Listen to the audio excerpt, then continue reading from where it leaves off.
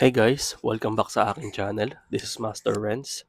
So sa videong ito, manonood tayo kay Goosebumps Top 5 na ang pamagat ay Top 8 Ghost Caught on Camera. Dinalaw ng namatay na ama ang anak.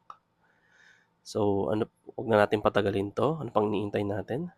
Manood na tayo. Let's go sa go.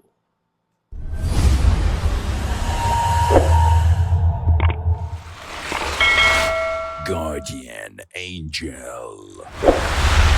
Bawat tao sa mundo ay sinasabi na lahat tayo ay may kanya-kanyang Guardian Angel para mapanatili tayong ligtas sa lahat ng oras. Ang video inyong mapapanood ay gawa nga kaya ng Guardian Angel ng bata?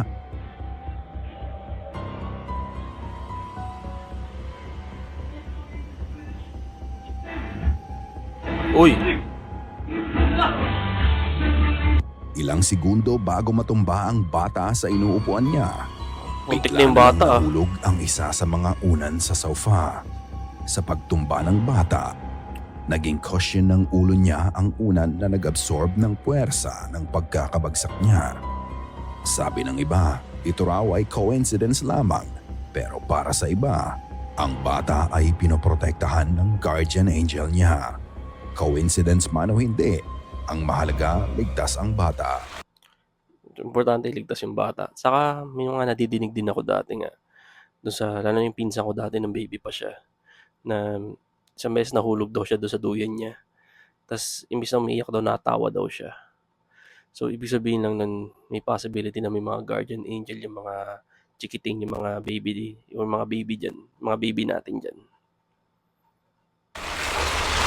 The Trailer.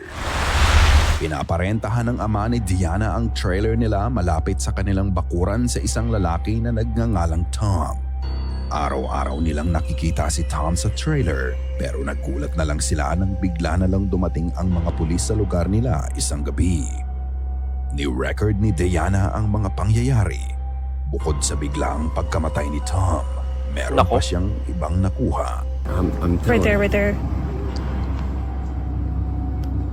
Wait, they're going up to Tom's place. So wait, you said the light wasn't off. Yeah, exactly. And I knew that something was going on. Uy! Oh, ayun no? That's a lot of cops. Holy shit, what the hell?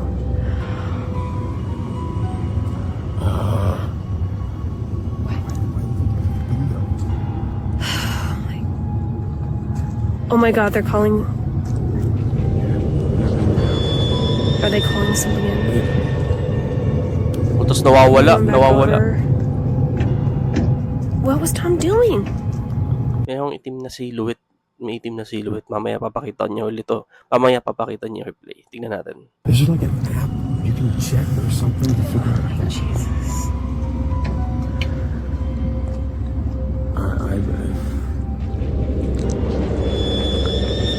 Oh, yun no?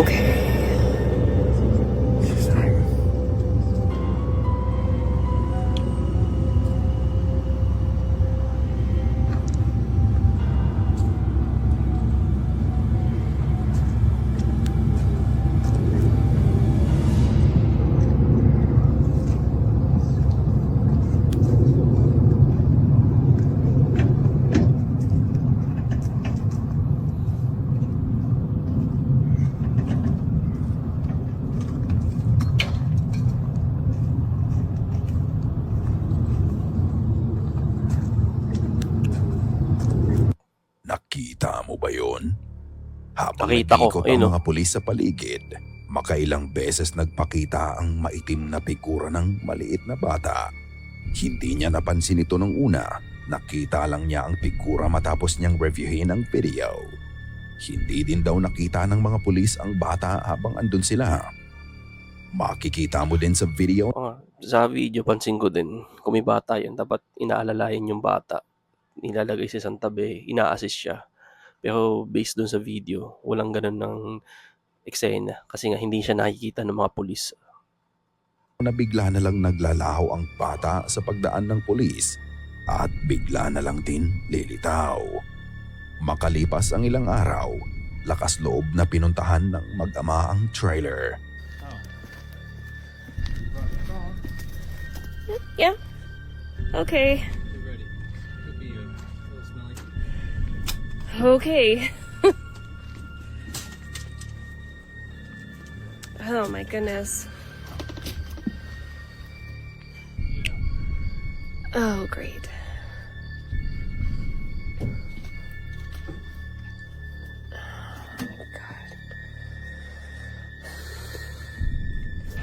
Uy, may nahulog. What was that? Uwak. Oh, fuck. Okay. I'm sorry. Oh, Jesus. Oh my goodness. Well, you're right. It is freaking musty in here. Jeez.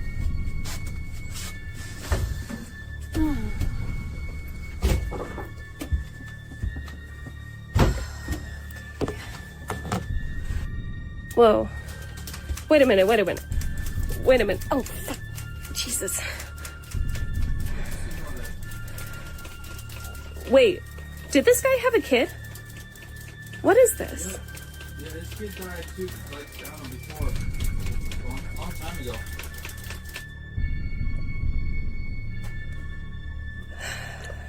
Waki ko yung kaninang nakikitang silhouette o nung yung batang may black silhouette. Marahil na yun eh. Tingin ko sinusundo na niya yung papa niya. Tingin ko lang God. I think this is where they found him. Like, I used to want to be a mortician, and morticians would have to come and probably do clear out. And he died here all alone. There's no way I Kawawa can get naman. through there. Oh. Here, come on. Ugh. Pag-akyat ni Diana sa trailer, bigla na lang nahulog ang patay na uwak sa ibabaw niya. Kaya napasigaw at napatakbo na lang siya sa takot. Pagbalik niya, nakita niya ang drawing ng anak ni Tom para sa kanya. Hindi nila alam na may anak si Tom noon dahil mag-isa lang siyang nakatira sa trailer. Kalaunan nalaman nila na ang anak pala ni Tom ay namatay ilang buwan lamang bago mangyari ang insidente. Posible nga kaya na ang itim na figura na nakuha sa video ay ang anak ni Tom at sinusunto na siya nito. Baka nga. Baka. Ano sa tingin niyo mga ka-goosebumps? Kayo na ang bahalang humusga. Father and son. Ang susunod na video ay nanggaling sa post ni Granny Cece. Ito ay nakuha sa kanyang Ring camera. Para sa konteksto ng video, ang mga bata dito ay ulila na sa kanilang ama dahil ito ay pumanaw na 8 buwan na ang nakakalipas. Dahil sa video na to, naniniwala ang kanyang pamilya na kasama pa din nila ang ama at patuloy pa din sa paggabay sa kanila.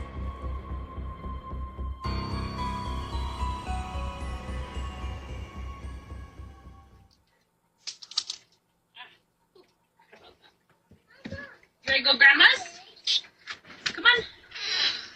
Let's go.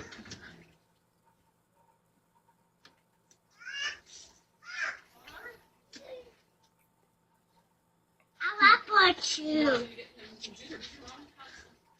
She's got cups. Okay. Yeah. Dada! I'm just hanging me. A jacket for her? Daddy hanging I don't. me. What? Oh, wait. No, okay. Ooh, come on, Nakikita Clarence. yung bata. Okay. What, Daddy? That's what I was just about to ask. What did you say, bud? Did you say bye too? I said bye. I said bye, Daddy. Oh, Ay, okay. nako. Hindi nakikita yung bata. Wala namang kakaiba sa video na ito bukod sa mga disembodied voices. Nang buksan ng lola ang pinto para tawagin ang anak at apo niya, maririnig ang isang boses ng lalaki na sinabing honey. Come on. Let's go.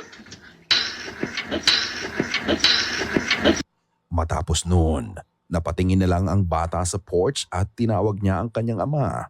Ang sabi pa ng bata, "Daddy, hugging me." Pagkatapos noon, maririnig ang mahinang boses ng lalaki na sinabing, "I am."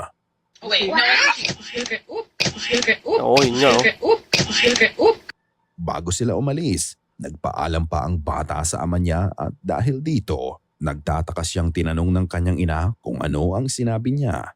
Naniniwala ba kayo na ginagabayan pa din ng ama ang kanyang pamilya kahit sumakabilang buhay na siya? May possibility yun. May House possibility. burning. Ipinapakita sa video na ito kung gaano kabilis kumalat ang apoy. Ang ginagawa nila Alexandra Griffith, uploader ng video, ay ang sadyang pagsunog sa isang lumang bahay sa property nila. Ang ginagawang pagsunog ay may pahintulot at paggabay mula sa fire department. Sinimula nila ang pagsunog ng closet sa isa sa mga kwarto at makalipas lamang ang ilang minuto, nababalot na ng apoy ang buong kwarto. Sa kanilang pagdudokumento sa kanilang ginagawa, may nahagip ang camera nila. Okay. I'm gonna try and walk in and see what it's like. It's pretty cool.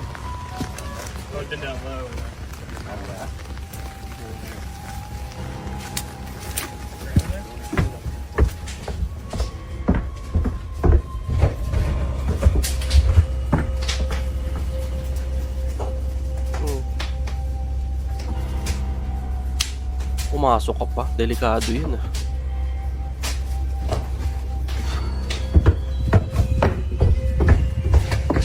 You should see it right now. It's amazing. Look through the window. It's like exploding. Hold your breath and go look. Just make sure you can get out because it's pretty amazing inside there. Did you look in the doorway? Yeah, when you're coming out.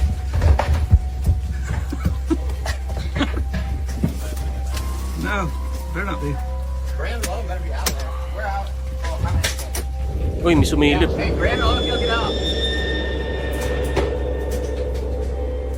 Nakita mo ba yun? Nakita ko. Tignan mabuti ang dulo ng hallway nang siliping muli nang nagvi-video ang bahay. Makikita ang isang malaking itim na anino ang biglang nagtago. Hindi normal ang laki at taas nito. At ang katakataka pa, bago nila simulan ang apoy sa bahay, sinisigurado nilang walang ibang tao sa loob para sa kaligtasan ng lahat. Kaya mga ka-goosebumps, ano sa tingin nyo ang anino na to? Is it a ghost or something else? Nasa inyo ang pagpapasya. Baka naman ano lang yun. Susubok mag-akit bahay kung may makukuha pa. Hindi niya alam may nasusunog na pala yung bahay. So baka lang akit bahay lang yan. Goosebumps Top 5 shirt is lift with us. Ang Hotel del Coronado ang isa sa pinakakilalang hotel sa California. Ito ay madalas puntahan ng mga kilalang mga tao dahil sa ganda at lokasyon nito. Ang Victorian architecture nito ay natatangi kaya ito ay isa sa pinakamahal na bakasyunan sa Amerika. Bukod doon, ang hotel ay kilala din bilang hotspot para sa mga multo. Ang Nako. magkapatid na sina John at Crystal ay nagpunta sa Hotel del Coronado para imbestigahan ang mga paranormal dito. Hindi naman sila nabigo sa kanilang naging karanasan doon. Panoorin. It's okay. I can see you. Come to me. Are you a little boy?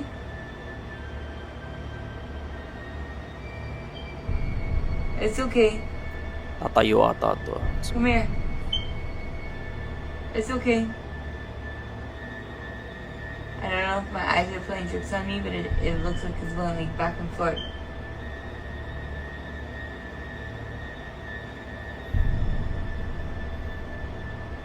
You see a movie? See a movie?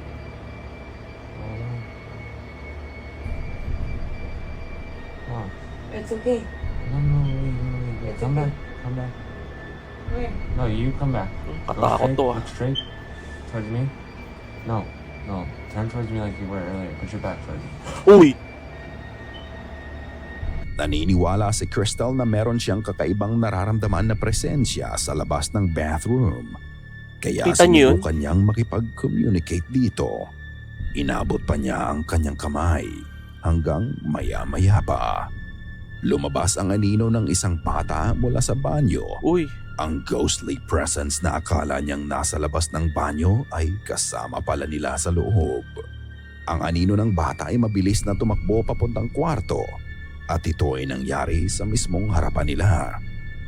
Ang anino kaya na nakuhaan nila ay isa sa mga kaluluwa na naninirahan sa hotel.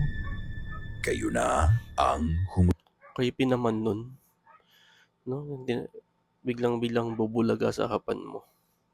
Yun ang creepy dyan. Napaka-creepy. Tas bata pa. humusga. Video call. Si Roslyn ay proud army wife. Dahil ang kanyang asawa ay nadedestino sa mga malalayong lugar, ang pag-video call na lang ang isa sa madalas nilang gawin para makapag-communicate. Isang araw, habang si Rose ay nagluluksa sa pagkamatay ng kanyang tito, ibinuhos ni Roslyn ang kanyang lungkot sa kanyang asawa. Matapos ang 20 minutong pag-iyak, medyo nahimasmasa na siya nang bigla na lang. Uy!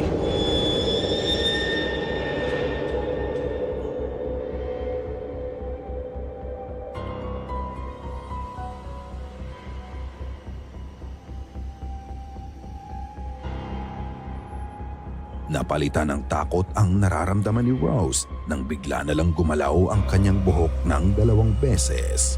Kahit ang asawa niya O yun nga, napahanga na lang nagulat sa din yung nasaksihan asawa niya. niya. Napalingon at napatayo na lang siya sa paggalaw ng buhok niya. Pero wala namang ibang tao doon. Ito kaya ang paraan ng pagpaparamdam ng tito ni Rose sa kanya? Ikaw na ang magpasya. Abandoned building. Ang videong ito ay galing sa Reddit post ni Wrestling is Real. Ayon sa kanya, ginagawa niya ang kanyang daily walks noong araw na yon nang makarinig siya ng mga banging sounds na nanggagaling sa abandonadong gusali sa Scotland. Ito ang kanyang nakuha.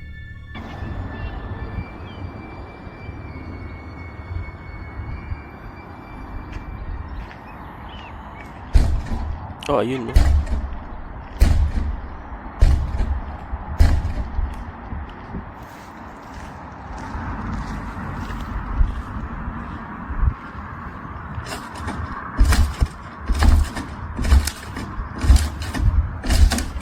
You think it's a ghost? It is a ghost. It's just a wind. Mate, Imposibleng hangin yan. Kasi kung mahangin yan, dapat pati yung sa puno may reaction. Kumbaga naglalaglaga yung mga dahon kung mahangin. Pero dito sa video to, base sa observation ko pa lang, walang hangin. must be a ghost. No, it's a wind. No, it's a ghost. Let's go. Let's fucking go. There's nothing else there.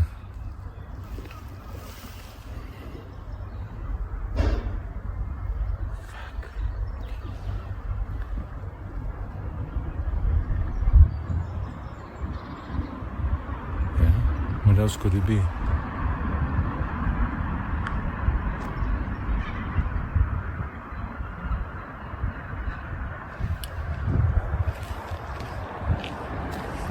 See? Really? I told you it was fucking haunted. Makikita ang paulit-ulit na pagbukas at pagsara ng isang bintana na tinapalan ng kahoy. Wala siyang makita na kahit sino ang nasa labas o nasa loob ng gusali ng mga oras na yun. Wala ding hangin para gumalaw ang kahoy ng ganoon. Marami ding nagsasabi na ang nakuhaan niya ay isang poltergeist activity. Ayun, pwede. Kung papanoorin mong Poltergeist. mabuti, wala kang makikitang kahit sino ang nasa loob ng gusali tuwing bubukas ang nakaharang na kahoy. Sinubukan kong itaas ang brightness at i-slow motion ang footage pero wala pa din akong makita. So, ano o sino ang may gawa nito? Multo o hangin? Ano pa man yan? Masasabi ko lang na ang itsura pa lang ng gusali na yan, nakakatakot na talaga. Camping Terror. Isang grupo ng mga kalalakihan ang nag-camping malapit sa lawa. Sa pagsapit ng gabi, hindi nila alam na ang lawa pala na ito ay pinamumugaran ng napakaraming buwaya. Nako. ito ang bumulaga sa kanila. Ai, meu Deus do céu! Vocês estão entendendo o quanto de jacaré tem aqui? Oh, meu Deus. Eu tô na barraca, literalmente, pra acampar. Vamos dormir aqui, guys? Eu curto. Ay, delikado yun, no? Delikado yung ganun, no? Kakamping tapos mga buhay nakaabang sa labas. Yung delikado, magiging pulutan ka ng mga yan. Ferrou meu. Paano kaya sila nakaligtas? Pagbukas niya ng tent, sumalubong sa kanya ang malalaking buwaya. Hindi lang ang buwaya sa harapan niya ang dapat mong katakutan. Dahil sa mismong lawa, marami pang mga pares ng mata ang nagmamasid sa Nako. kanila. Naghihintay na magkamali sila. Mabuti na lang nakatalikod ang tent nila sa lawa. Kaya ligtas silang nakalabas sa tent. Kung nagkataon na nakaharap sa lawa ang tent, wala silang ibang dadaanan kung hindi ang grupo ng mga buwaya.